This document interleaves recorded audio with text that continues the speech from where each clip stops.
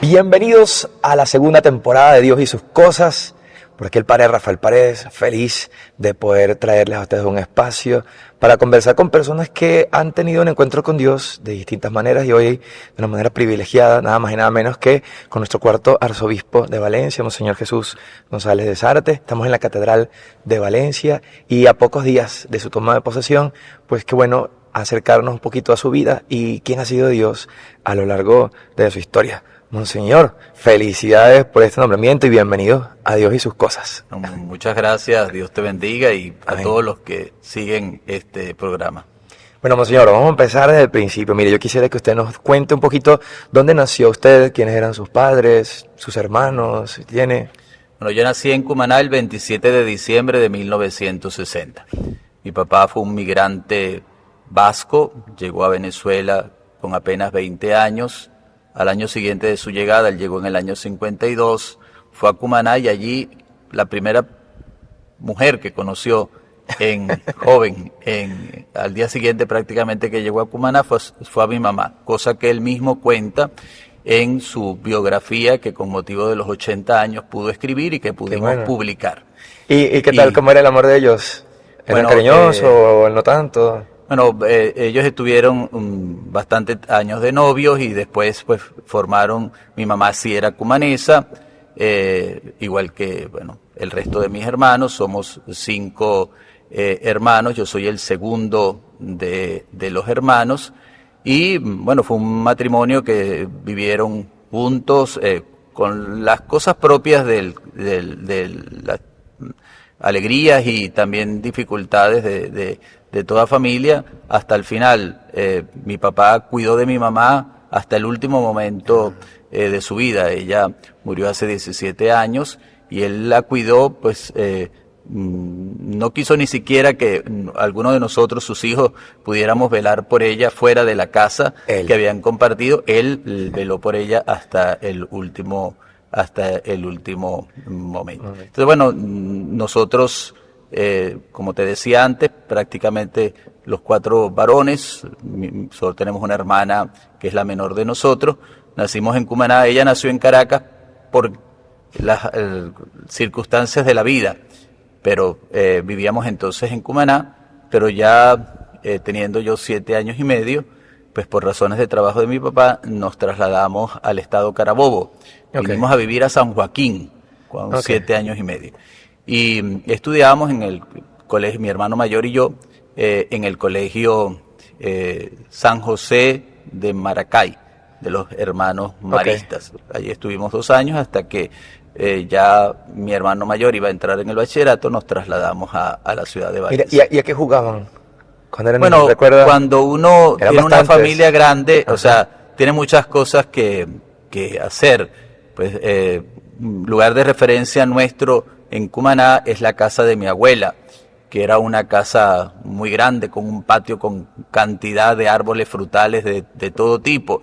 Y al lado vivían, porque las casas se comunicaban entre sí, unas primas que eran más o menos de la misma edad que nosotros. Y bueno, nos inventábamos las mil y una historia, representábamos acciones hogareñas y inventábamos pues viajes, etcétera, etcétera. En una ocasión incluso inventamos un matrimonio y el sacerdote era yo. ¿Era usted? Sí, era yo. O sea, los que se casaron eran profecías. Primos, sí, pero cosas del estilo. Pero usted no quería, o sea, no tenía inquietud. Bueno, no sé por qué me designaron a mí entre pero bueno,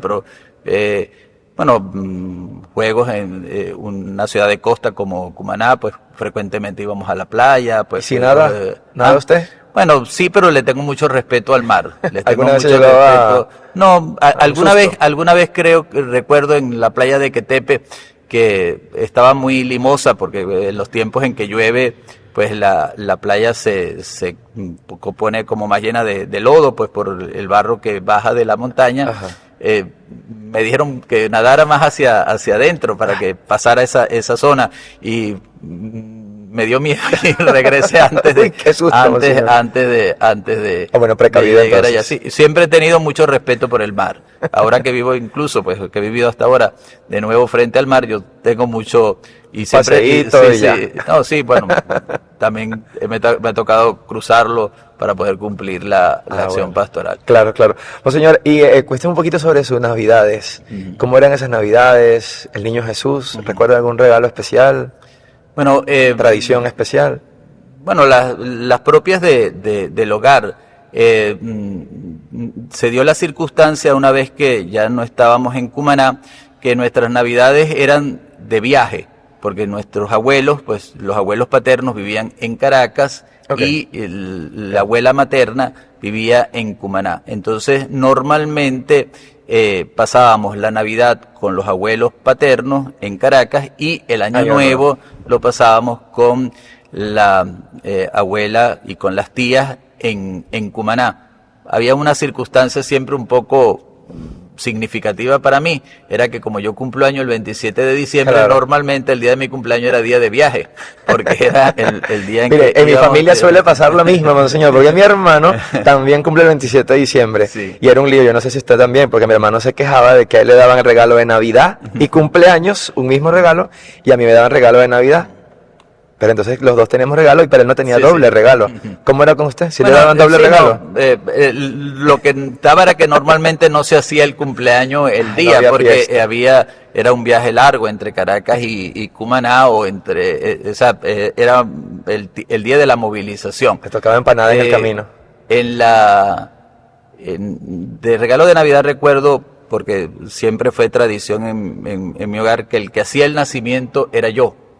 Entonces, uno de mis regalos de Navidad, en el viaje que mis padres hicieron, la primera vez que mi papá, después de 20 años de estar en Venezuela, volvió a su tierra natal, fue que me trajeron un nacimiento español muy bonito. Fue el regalo para mí, porque yo era el que hacía el nacimiento. Y eso era suyo. Y sí, ¿Y cómo era se el sintió de usted? la casa, era el de la casa, pero, y muchas veces, incluso estando en el seminario, de cara a la vuelta, me esperaban a que yo fuera el que hiciera el nacimiento. Que usted llegara. A que yo llegara después para poder hacer el nacimiento, porque se había creado como la costumbre de Claro, el que hace el nacimiento es Jesús. el que hacía el nacimiento era yo. Sí. Qué bueno, monseñor. Entonces, eso como regalo, ¿no? También recuerdo, pues, Bonito la vez regalo. que... ¿Lo conserva? Sí, está con mi familia, sí. Ay, qué bonito. No, Qué bonito no lo detalle. conservé yo personalmente, sino lo conservé con mi familia, sí. ¿Era usted tremendo de niño? Bueno, no, más bien tranquilo. Siendo uno de los hermanos mayores, me tocaba más bien cuidar a los pequeños, entonces de alguna manera exigía un poco de responsabilidad y de ejemplo para los más pequeños. ¿Alguna travesura que recuerde?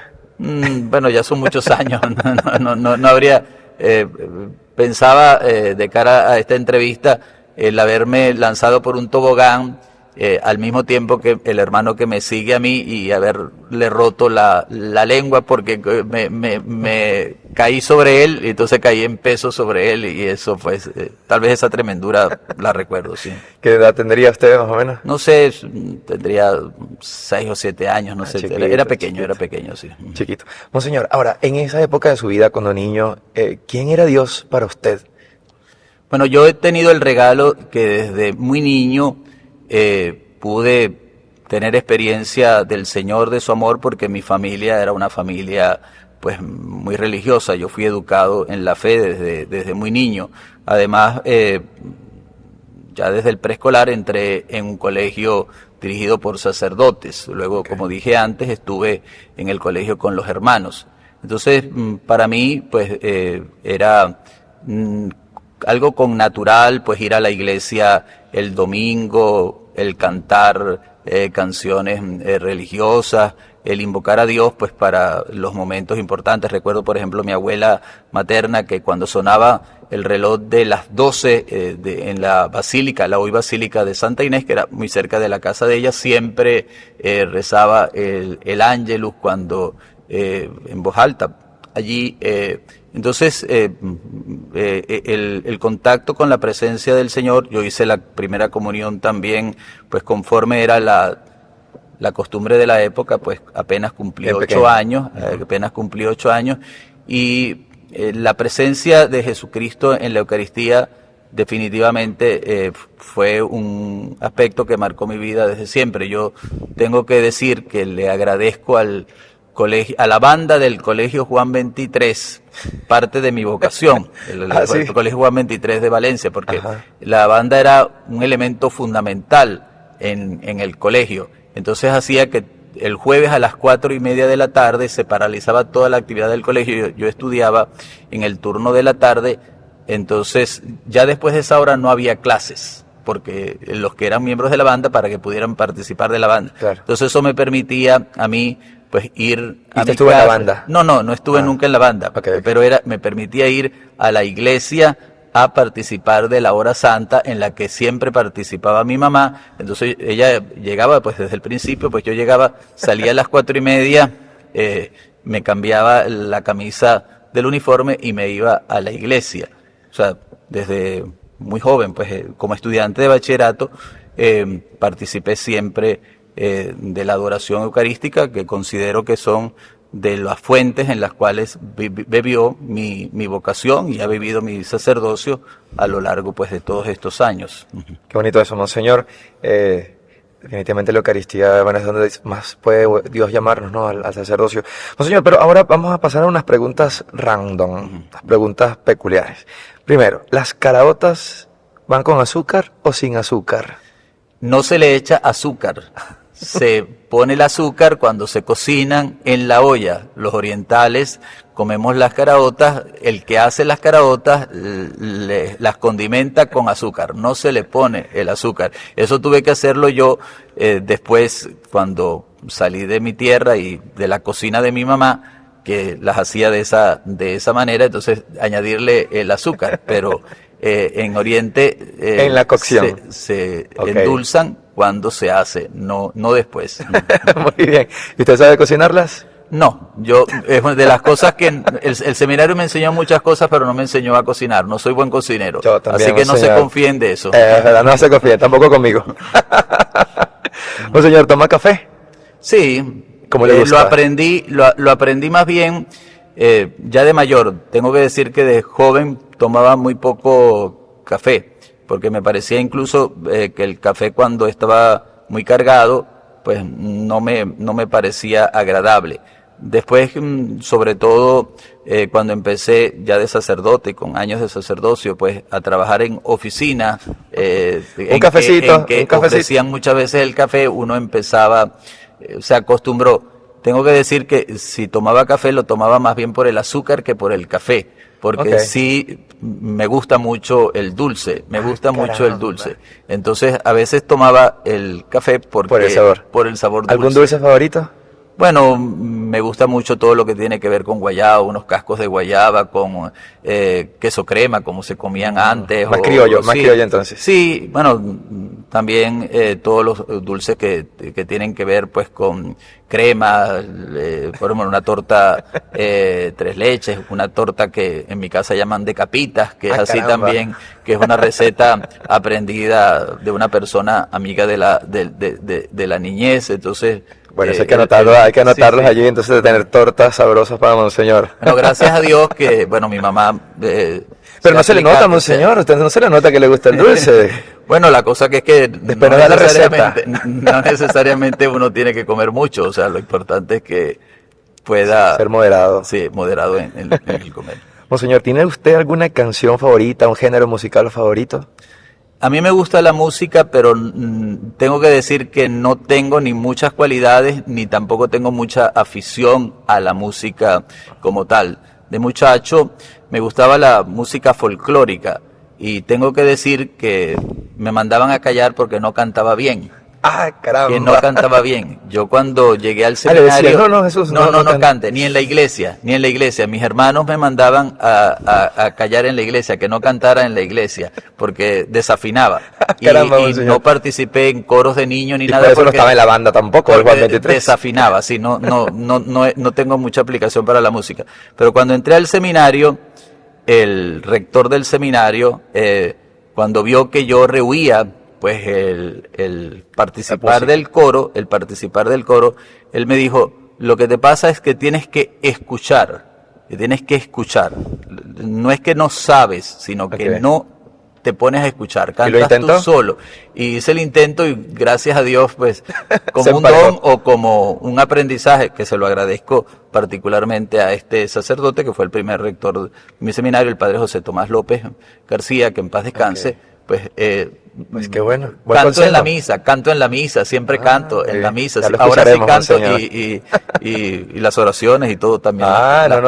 Pues, creo que no soy tan desafinado ahora. Qué bueno ese rector que le supo encaminarles. Qué bueno. Mire, por último de esta tanda, ¿tiene usted alguna devoción en particular, algún santo, alguna advocación de la Virgen? En mi casa, mi mamá era muy devota de San Antonio de Padua. Por eso mi segundo nombre es en castellano Antonio, aunque como decía antes mi papá es vasco y por eso mi nombre de bautismo Jesús nunca fue el que se usó en mi ámbito familiar, ni siquiera en el ámbito del seminario o luego en la vida pastoral. A mí siempre me han conocido como el padre como Yosu, padre Yosu, Monseñor Yosu, que no es un sobrenombre. Yosu es Jesús en vasco, que fue como me llamaron siempre en mi casa. Mi segundo nombre es Andoni, no Antonio. Andoni, que significa Antonio, y llevo ese nombre por mi mamá. Entonces siempre tuve mucha devoción por San Antonio, inculcado por mi mamá, y también, pues entre las advocaciones de la Virgen, pues necesariamente como hijo del oriente de Venezuela, por la Virgen del Valle. Claro. Y tanto pues que por eso la semana pasada, de cara pues a mi salida a Cumaná, así como fui por primera vez siendo un bebé recién bautizado, me fueron a presentar a la Basílica del Valle del Espíritu Santo, pues yo fui a despedirme ahora la semana pasada también de la Virgen del Valle. Qué bonito, monseñor. Ha estado presente, pues eso, una primera misa, apenas ordenado, luego pues cuando comencé mi ministerio en Cumaná, de las devociones de la Virgen, pues evidentemente, bueno, después también en los últimos años en el ministerio Nuestra Señora de Altagracia, que es la patrona, y ahora pues me pondré en las manos de Nuestra Señora del Socorro de Valencia, pues que es la misma, vestido con trajes distintos, pero es la misma Madre de Dios. Como una madre pronta siempre a socorrernos, como dice la oración. Monseñor, vayamos ahora a su proceso vocacional. ¿Cómo descubrió usted que Dios le estaba llamando a ser sacerdote? Bueno, siempre digo que después de tantos años hay una relectura. Entonces, evidentemente yo hoy, después de muchísimos años, no puedo decir las cosas con el mismo frescor, con la misma vivacidad, porque la experiencia de ese momento es una experiencia única. Ya muchas veces he tenido que expresarlo, contárselo a otros, y eso, pues de alguna manera, puede robarle un poquitico esa frescura original. Yo creo que desde siempre me sentí llamado al sacerdocio precisamente porque en mi casa se me educó a eso. Antes hablábamos de juegos, pues jugaba tal vez con otro compañero que hoy también es sacerdote. Él fue 30 años de sacerdote después de mí, o sea, él es una vocación adulta. Jugábamos a la celebración de la misa, lo cual era un juego muy común entre alumnos de colegios católicos y recuerdo todavía pues con mucho cariño que siendo un niño acompañé a mi madrina, que influyó ciertamente en mi proceso vocacional. Ella es consagrada en el mundo y ella me presentó ante el entonces obispo de Cumaná, Monseñor Mariano Parra León, y Monseñor Mariano fue el primero que me dijo que si yo quería ser sacerdote, siendo yo un niño. Recuerdo incluso el lugar, la sacristía de la iglesia de San Vicente en Cumaná. Y siempre estuvo eso en mí, esa posibilidad. Lo que pasaba era que siempre decía que sería después, que se realizaría cuando estudiara. Por eso no fui al seminario menor, incluso pues fui a la universidad. Al terminar el bachillerato fui a la universidad, porque siempre pensaba, hice el básico en la Universidad Simón Bolívar de Caracas, que quería estudiar arquitectura. Entonces, claro, la salida de Valencia y el ir a la universidad, de alguna manera, pues replantearme otras cosas y algunas experiencias que estuve en esos años, en ese año en particular, me llevaron pues a decir que no era para después, sino que era para ese momento. Entonces, claro, no había cumplido yo 18 años cuando entré en el seminario. Okay, Y lo hice además así un poco rápido. O sea, el proceso vocacional mío fue más bien muy breve. O sea, exteriormente muy breve. O sea, cultivado con la formación en la fe, con la oración, con la asistencia a la Santa Misa, en el tiempo, pero breve en cuanto me dijeron, si quieres entrar este año tienes que entrar ya. Y yo dije, déjeme ir a despedirme de mis padres en contra del Evangelio y yo estoy aquí el domingo. Un viernes me dijeron, puedes entrar, y el domingo entré al seminario. Sumamente o sea, rápido. En poco más de un mes yo decidí que iba a entrar al seminario, y bueno, también agradezco a quienes abrieron la puerta y me acompañaron en ese momento. ¿Se ordenó qué día, monseñor? El 11 de enero del año 86, porque cuando terminé mi formación no tenía la edad canónica para ordenarme. Entonces el cardenal José 38 años de ordenado. Voy a cumplir 39, sí, 38 años de ordenado. Qué bueno. El cardenal Lebrun, que era entonces el arzobispo de Caracas, a un compañero y a mí que no teníamos la edad canónica, nos dijo claramente, no les voy a dispensar la edad. Espérese. Yo creo que es mejor salir del seminario. Ya nosotros éramos diáconos, entonces la ratio permitía. Sí, no, lo permitía, y además era la costumbre que nos ordenáramos de diácono en el último año de teología. A mí me ordenaron de diácono el 8 de diciembre del año 84, de cara a la primera visita del Santo Padre Juan Pablo II. Yo fui diácono en la misa que se realizó en Montalbán, en Caracas. Entonces nos ordenaron a los 7 compañeros para que fuéramos los diáconos en las celebraciones de Caracas y de Maracaibo. O sea, a los diáconos del seminario de Latillo en Caracas. Entonces, pero entonces 1 año y 2 meses más o menos. Bueno, terminé en julio, y en enero del año siguiente, o sea, ya estando en parroquia con oficio pastoral, entonces me ordené. Apenas yo cumplí los 25 años a final del año, y el 11 de enero, en las vísperas de la festividad del bautismo del Señor, fui ordenado sacerdote. Ya. ¿Recuerda alguna materia particular que le haya costado un poco en el seminario? Bueno, siempre a lo mejor puede uno sentir que no llenaba las expectativas de uno, o que generalmente fui un alumno aplicado. Lo fui de niño. La humildad me hace reconocer que Dios me dio buenos profesores y gente que me guiara y que me dio pues aplicación al estudio, y tanto en el bachillerato, en que tuve pues reconocimientos por mis estudios, como en el seminario, el Señor me facilitó el estudio. No, ahí no. ¿Qué tal le fue con el latín, griego? Bueno, el profesor de griego era muy particular. Escribía y borraba al mismo tiempo. Era un santo el padre, pero nos hacía un poco de fatiga a todos, ¿no? Entonces también en aquellos tiempos tal vez no se valoraba lo que se ha valorado suficientemente hoy, pues el aprendizaje de esas lenguas. ¿Una materia favorita? Claro, de esas materias tan grandes. Más tradicionales.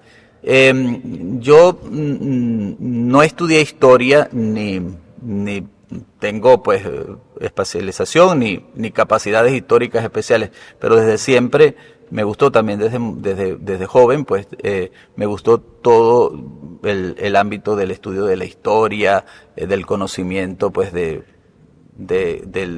la actividad humana y de los aprendizajes que de ella se pueden sacar. Qué bueno. ¿Quién recuerda de sus profesores de la época? Quizá yo puedo recordar prácticamente desde el preescolar a todos mis maestros, ¿no? Recuerdo con gratitud de aquí, de los estudios en Valencia, a la profesora Alexis Winkelmann, que es mi profesora de 6º grado. Mucho más de lo que me pudo haber, también fue maestra de mis hermanos, mucho más de lo que me pudo a enseñar en el ámbito académico, me enseñó a ser humano, a valorar a las personas, a respetar a todos sin distinción de su condición. Lo hizo con su ejemplo y en el tratamiento que nos daba a nosotros los que fueron sus alumnos. Qué bueno. De bachillerato, pues necesariamente tengo que recordar a Raquel de González, que era nuestra profesora de literatura, que fue además nuestra maestra, nuestra madrina de promoción, que nos enseñó a integrarnos, a buscar unidad, a trabajar juntos. Los compañeros durante todo el bachillerato, ella fue nuestra profesora creo que desde el 2º año, y realmente en las actividades extraordinarias, en las salidas, en el modo como nos ayudó, eso para mí es un punto fundamental de mi vocación. O sea, yo descubro ciertamente mi vocación no en un grupo apostólico, sino entre mis compañeros de clase. Yo decía antes lo del estudio, siempre tuve pues facilidad para el estudio, lo cual me daba a mí más tiempo libre, sobre todo de cara al eximir materias y para ayudar a los que tenían menos capacidad. Yo descubrí, repito, es parte fundamental de mi vocación en el bachillerato, que mi vida no era para mí. O sea, poder compartir que lo que Dios me daba a mí no era para mí. Qué bueno. Entonces, encuentro en eso, pues, en el apostolado de compartir mi conocimiento, de ayudar a otros. A mí me gustaba, por el mismo hecho de estudiar siempre en la tarde, me estudiaba más bien hacia la noche. Entonces, en la mañana podía descansar más tiempo. Mis hermanos iban al colegio más temprano. Pues yo sentía que era posible levantarme más temprano para en tiempos de vacaciones, lo que entonces se llamaba la reparación de cara a los exámenes, para ir a compartir con los hermanos. Y ¿iba al colegio con sus compañeros? No, con sus hermanos. Para poder ayudar a los que tenían que presentar. Exacto, a los raspados. Bueno, sí, a los que tenían pendientes sus materias, para poder ayudarlos yo cuando ya yo no necesitaba, porque estaba de vacaciones. Usted iba al colegio a acompañarlos. O sea, nos reuníamos en alguna casa de los compañeros a ayudarlos a ellos. O sea, de cara pues a lo que Dios ha hecho conmigo, eso ha sido fundamental. O sea, la vida ya no era tanto como un proyecto pues para mí, y por eso cuando dije, bueno, ¿de qué me sirve a mí estudiar tanto, o de obtener una carrera, o de hacer alguna cosa, si es solo para mí? Entonces creo que es un aspecto fundamental que me llevó pues a dar el paso al sacerdocio. Qué bueno. Monseñor, pasemos a otra tanda de preguntas random. ¿Magallanero? Tengo 40 años que no le digo a nadie eso. ¿De qué equipo de béisbol soy? Bueno, monseñor, usted llega a Valencia, y rezaré bastante por el equipo Magallanes, haré todas las cosas, pero ni en Caracas decía que de qué equipo era, ni lo voy a decir así explícitamente. Inspectores. Lo guardaré en mi corazón. Lo guardaré en mi corazón. Bueno, señor, cuando le pregunte, bueno, seguiremos entonces allí. No, o sea, tan malo es su equipo, malo es su equipo, no, usted prefiere no decirlo. No es por malo, sino porque evidentemente para no causar el hecho de que se me considere de una parte o de otra. Pero si ve el béisbol, entonces le gusta verlo, seguir un poco. Seguía más el fútbol, y de niño y de más muchacho seguía más el fútbol. El fútbol. Puede expresar. Ajá, pero en el fútbol la vino tinto y ya. Sí, no, ya después de mayor ya no Mire, lo seguí aquí tanto. tenemos el Carabobo Fútbol Club. Sí. Yo lo voy a invitar a usted para que vayamos allá al Misael Delgado. ¿Cómo no? Y vamos allá, le conseguimos una camisa vino tinto. No tengo ningún problema. O sea, muy bien. Creo que el deporte es un modo también pues de crecer en humanidad y pues es algo bueno. No soy muy deportista yo personalmente, pero bueno, favorezco Iremos, esas monseñor, iremos. ¿Cuál es su color favorito? ¿Tiene un color favorito, monseñor? No soy mucho de responder esas preguntas porque no me las he planteado. O sea, yo creo que hay que ver la belleza de cada cosa y creo que cada color en un momento puede expresar algo. Entonces, no tengo propiamente un color que se diga así. A veces cuando veo que ahí hacen esas preguntas algunos artistas que lo tienen fácilmente definido, creo que el verde de la naturaleza es bellísimo y el azul del mar precioso, el color rojo o amarillo de las frutas es realmente pues diciente de las cosas. Entonces busco encontrar la belleza de cada uno de los colores en su realidad. Qué bonito, Sí, es sí. eso, vivir, que está quedándose con una sola cosa. Sí. Pero bueno, hágase magallanero, tomanos rezaremos por usted. Monseñor, ¿le tiene miedo a algo?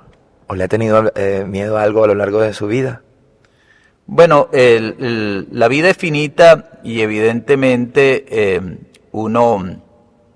hay circunstancias en la vida en que llevan pues a sentir temor, ¿no?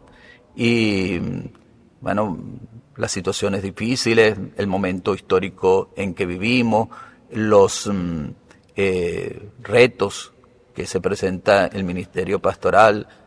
Tengo que decir que de más niño los estudios, o sea, a pesar de tener pues facilidades, pues para mí una prueba, un examen era motivo de tensión, pero también el Señor me ha enseñado pues que más allá de nuestros miedos pues hay la fortaleza que Él nos da para enfrentar las situaciones distintas.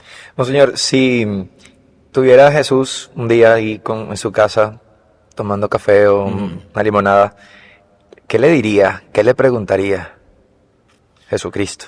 Sí, bueno, para quienes estamos acostumbrados a hablar todos los días con el Señor, creo que no hay como una pregunta particular, porque primero Él sabe qué es lo que yo siento, qué es lo que yo vivo, qué es lo que yo soy.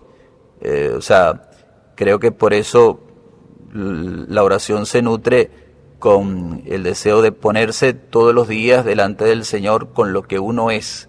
O sea, uno a veces pues se llena de palabras para decir las situaciones. Eso ayuda también a tomar conciencia de la propia fragilidad y también de los propios logros. El decirlo con las palabras ayuda a eso, ayuda a que uno tome conciencia y también pues que uno sabe que todas esas situaciones están en las manos de Dios. O sea, yo intento pues descubrir a Dios en cada una de las cosas, pues en los momentos de mayor dificultad pues surge espontáneamente la oración de súplica, en los momentos de más alegría, pues la de agradecimiento, en los momentos también del reconocimiento de la propia fragilidad, pues también la petición de perdón, pues porque uno también pues está necesitado de la misericordia divina. Monseñor, de todos los sitios a los que usted ha viajado, que ha conocido, ¿cuál es el sitio que a usted más le ha gustado? ¿Cuál es su sitio favorito, su lugar favorito en lo que usted ha conocido? ¿Tiene un lugar? Porque usted es como muy de donde esté, pero ¿hay algún lugar especial? No, yo creo que he disfrutado pues de cada uno de los lugares. He tenido la oportunidad de viajar más en América Latina que tal vez en Europa, aunque estudié en Roma y he tenido la oportunidad de estar en España. Creo que cada lugar es... tengo que decir que en los últimos 6 años me era especialmente grato estar frente al mar. O sea, como bien se sabe, la ciudad de Cumaná está en la entrada del Golfo de Cariaco y siempre que tenía que recorrer la ciudad de un lugar a otro, pues prefería ir por la orilla de la playa, por la avenida que está en la orilla de la playa, porque es un lugar, a pesar de que digo que tengo ese respeto por el mar y todas esas cosas, en que de un modo particular pues me habla de la grandeza de Dios, de la belleza pues que se expresa en su creación, y también pues como de ánimo, alimento pues también a la esperanza, a la tranquilidad. ¿Tiene una playa favorita? No, no en estricto, hay muchas playas en Venezuela y muy buenas, pues no tengo una en especial. Además se pondrían bravos los que están cerca de esas playas si digo que... Chacopata, monseñor, Chacopata. O en la puntica Araya. No, hay unas hay playas preciosas en general, en muchas partes hay playas Mochima preciosas. Sí. también. Sí. ¿Qué tal es bonito? Sí, pues, las islas son muy bonitas, pero también hay playas en la península de Araya que son muy bonitas. Ok, qué bueno. Monseñor, vamos ahora ya con la parte final de este rato de encuentro. Yo quisiera, usted ha trabajado a lo largo de esos años con los jóvenes en distintas responsabilidades, a distintos niveles en la iglesia. ¿Qué le diría hoy a los jóvenes? ¿Cuál sería su mensaje para ellos en este rato? Yo le diría lo que San Pablo a sus discípulos, que nadie desprecie tu juventud. Estoy convencido de, como dice el Papa Francisco en la Christus Vivit, que los jóvenes son el presente de la iglesia, o sea, que ellos expresan la hora de Dios para la iglesia y para el mundo.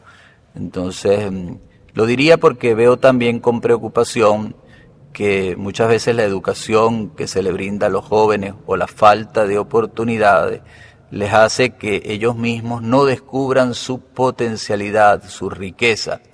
Entonces creo que la primera lección o la primera enseñanza es que ellos vean todo lo grande que significa ser joven, o sea, las posibilidades, o sea, no solo pues en la amplitud del tiempo, sino también pues la frescura, la espontaneidad, esa capacidad de riesgo.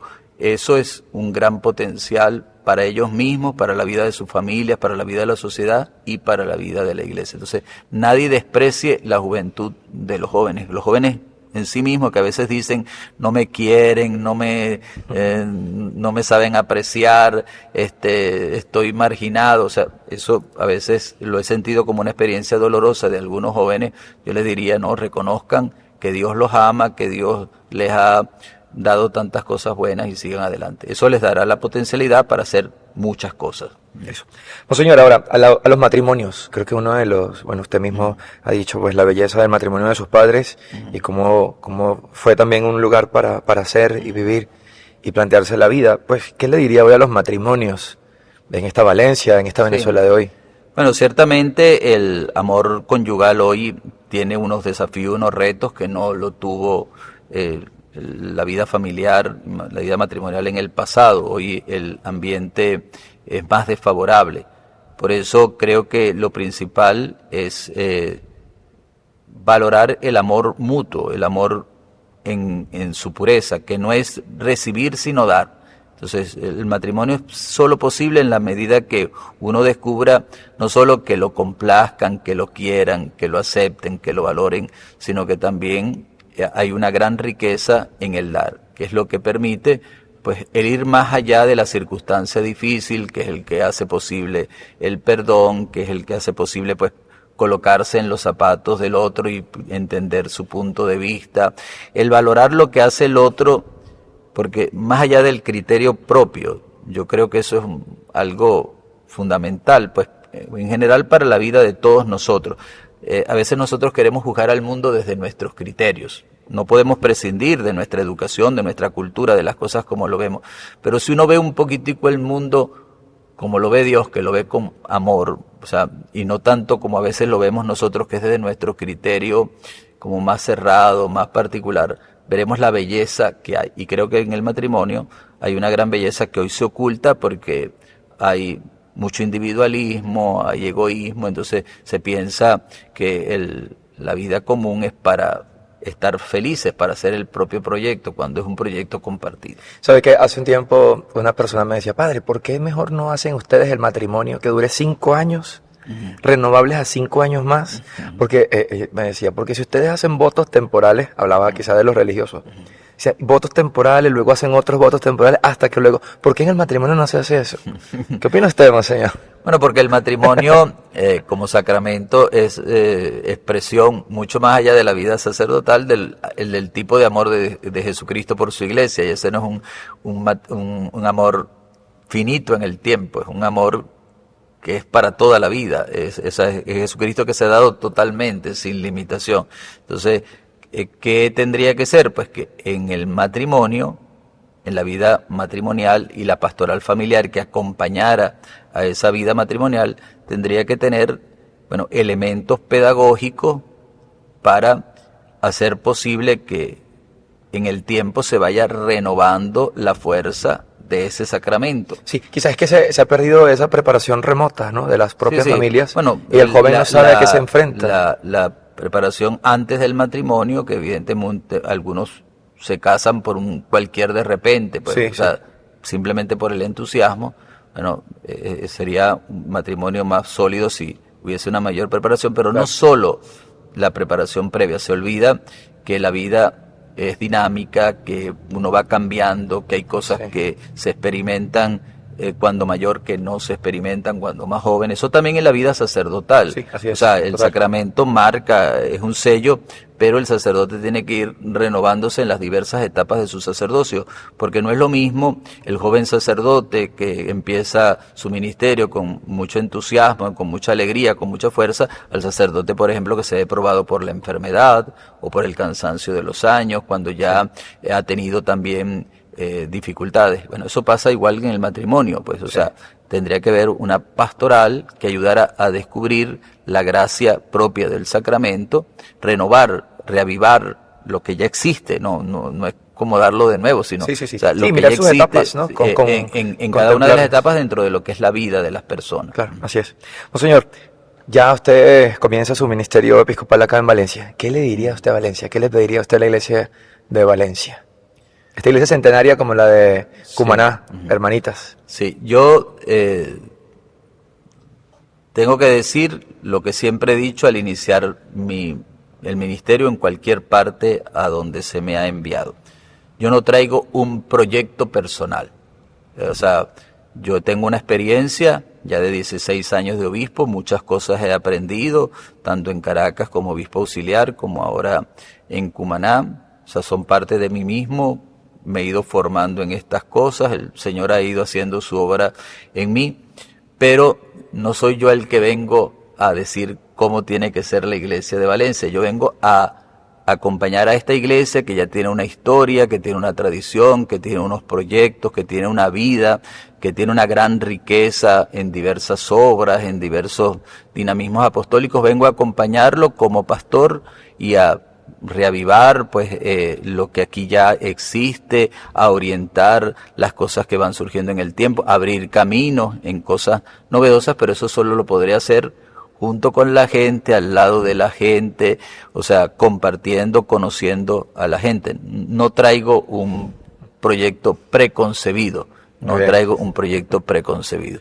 Monseñor, ya a estas alturas de su vida, 38 años de sacerdote, ¿cuántos de obispo? Voy a cumplir 17. 17.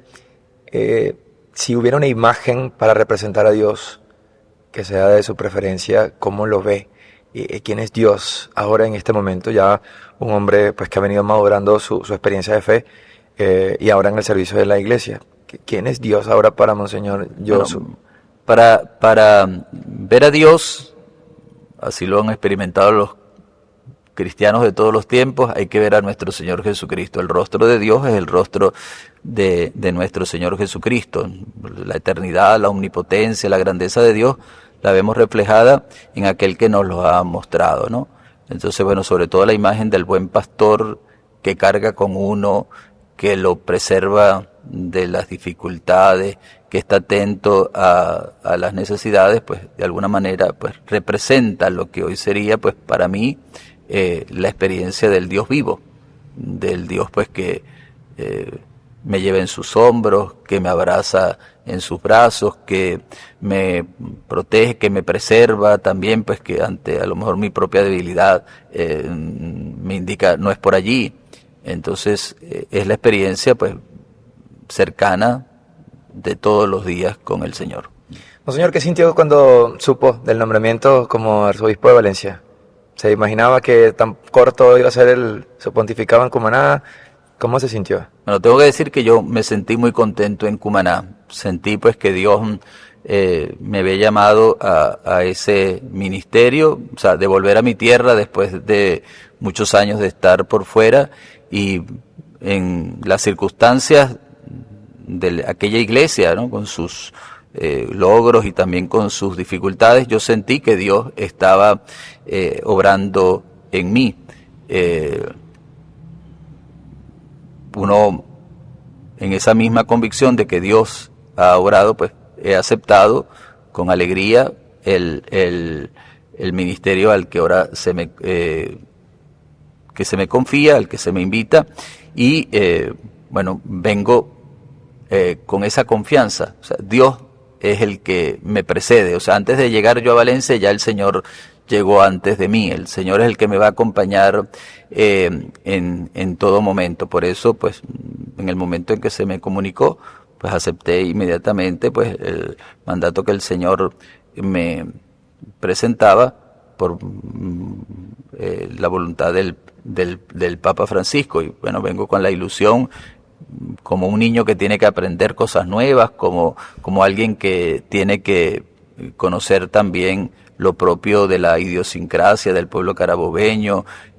A pesar de que yo vine y viví pues aquí, mi familia vivió aquí, hay vínculos familiares pues que me unen, que me han unido desde siempre de la tierra carabobeña. Tengo que decir también pues que vengo con la ilusión de quien tiene que conocer, que no conoce, pues, o sea, que no conoce. Y espero Luego le diremos dónde vienen las tortas buenas, Monseñor. Y espero pues que con la misma alegría que he vivido en Cumaná, pues también viva yo aquí. Eso tengo confianza que así será. Así será, Monseñor. Y aquí estaremos para acompañarle. Monseñor, para cerrar, denos un mensaje ahora a todas las personas que ven Dios y sus cosas y que mirarán esta entrevista, este espacio de compartir. ¿Qué mensaje pudiera darnos para cerrar? Bueno, un obispo siempre tiene que hablar de lo que es fundamental, y lo fundamental es el amor de Dios.